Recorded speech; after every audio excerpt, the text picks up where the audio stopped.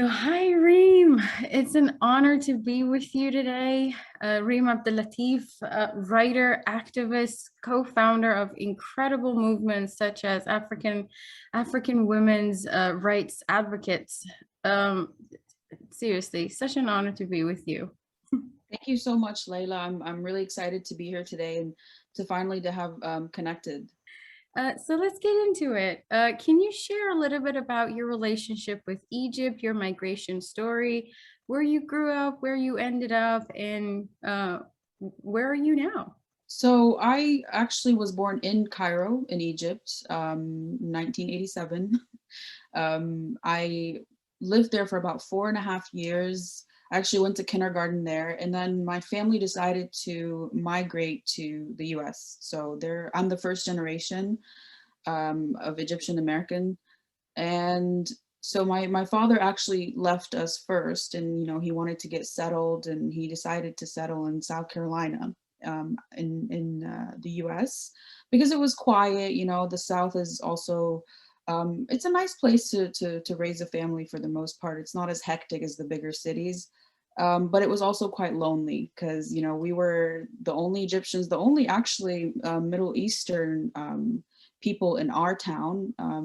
If we traveled to the capital in Columbia, South Carolina, there was a little bit more, diversity, but it was kind of difficult. It was difficult and also rewarding at the same time, growing up in a community where I was the only, Egyptian, the only Middle Eastern, Arab, Muslim young person there.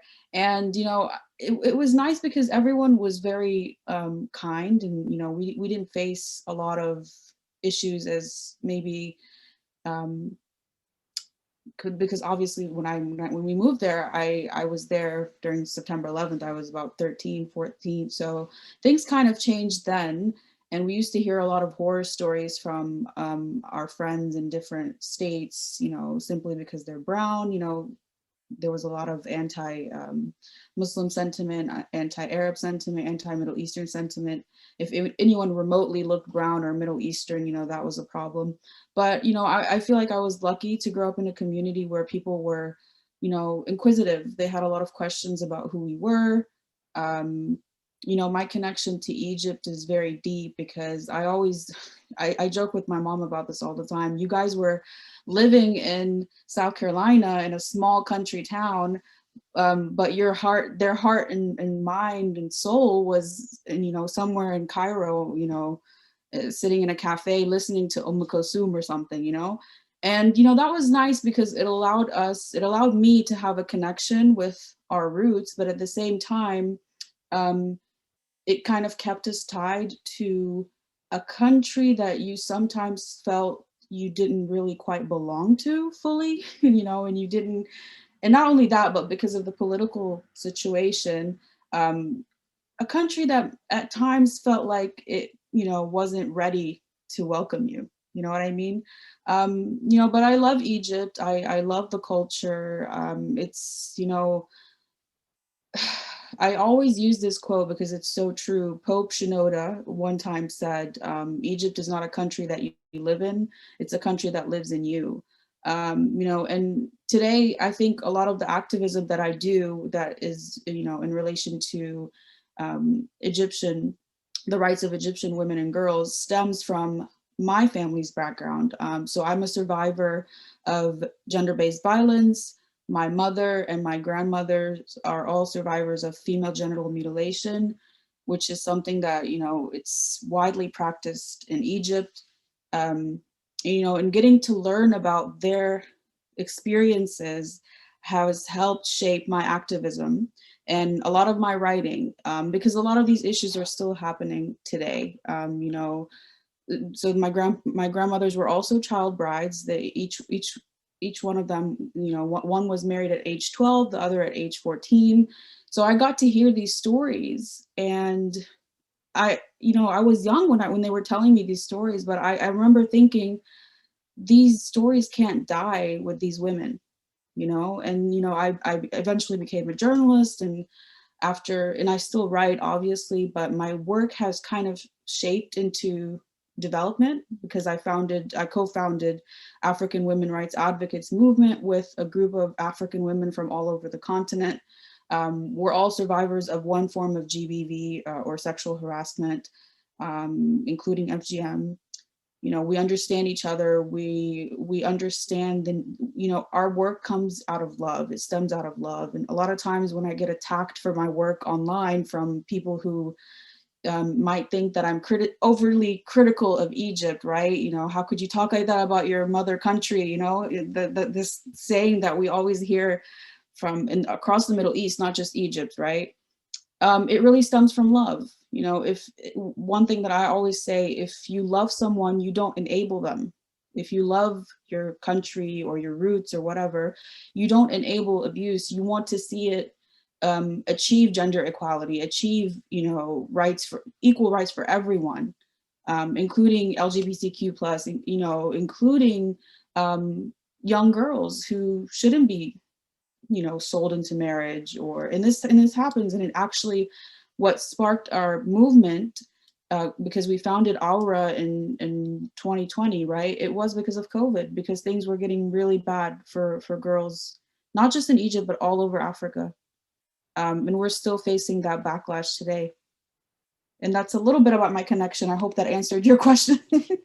Yes, thank you so much for sharing all of this and sharing your family's background. I so appreciate that, which honestly makes Aura even more powerful.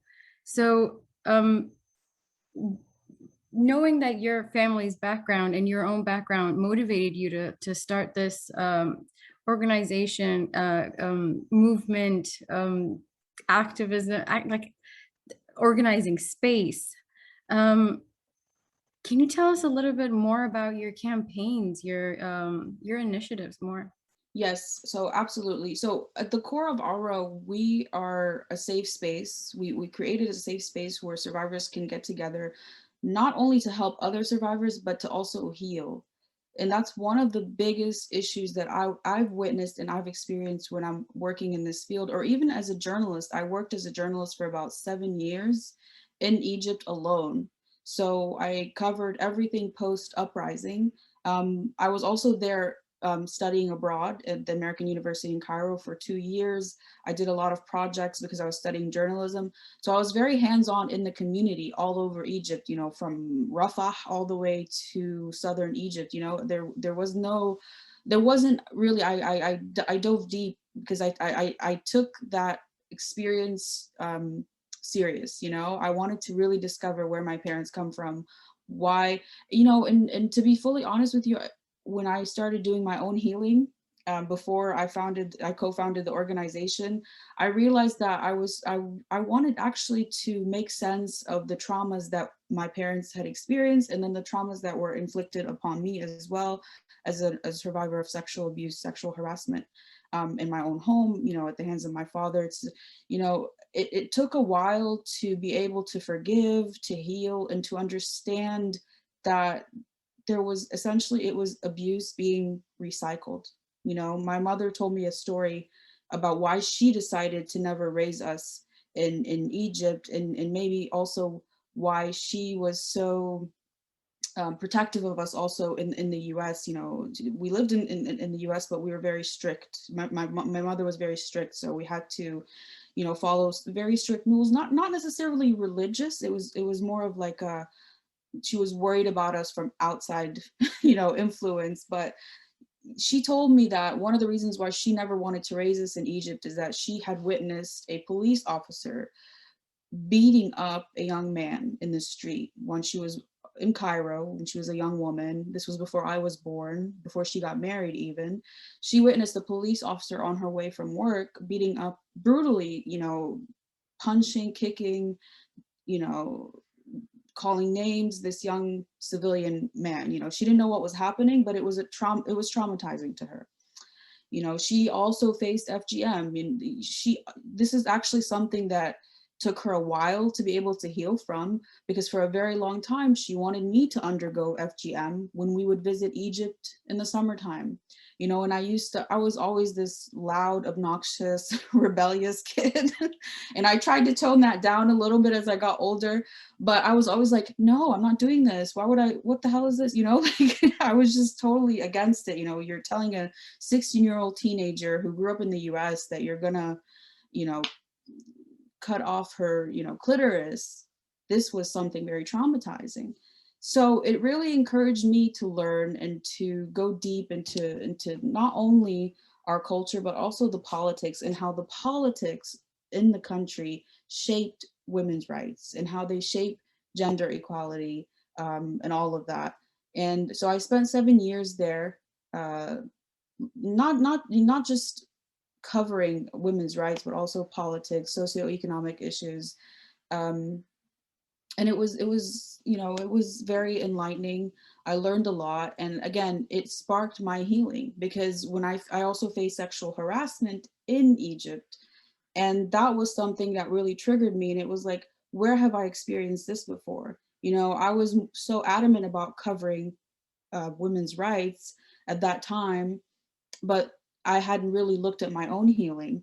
And when I started looking at my own healing and why it was so triggering for me and why I was so passionate about this topic, it wasn't just about them anymore. It was more about me learning to let go of the past and the trauma associated with the past.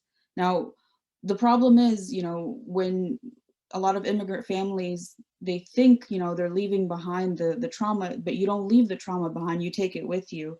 And that's when you really have to stop and think about, do you really want to take this with you? Do you, I mean, your body is your home, right? For your soul or your mind or whatever you want to call it. And that, you know, that's what really sparked me working with these amazing ladies from all over Africa to co-found Aura, because we finally, as African women, as Egyptian women, as Middle Eastern women, Muslim, Coptic, Christian women, we really have to come together and talk about the issues that are taboo, the issues that are off limits, the things that our parents told us, don't say that. Why are you airing our dirty laundry? And this is a big thing in Egypt. This is a huge problem, especially for Egyptians. And I'm sure other Middle Eastern, Asian, even like everyone can relate. But it was so deeply entrenched. Like I'm actually speaking out of loyalty to my culture. I'm actually speaking out of loyalty to my family, to my country, to my ancestors, to my bloodline. So this kind of thing doesn't happen again. And that's you know, why we created something like Aura, essentially.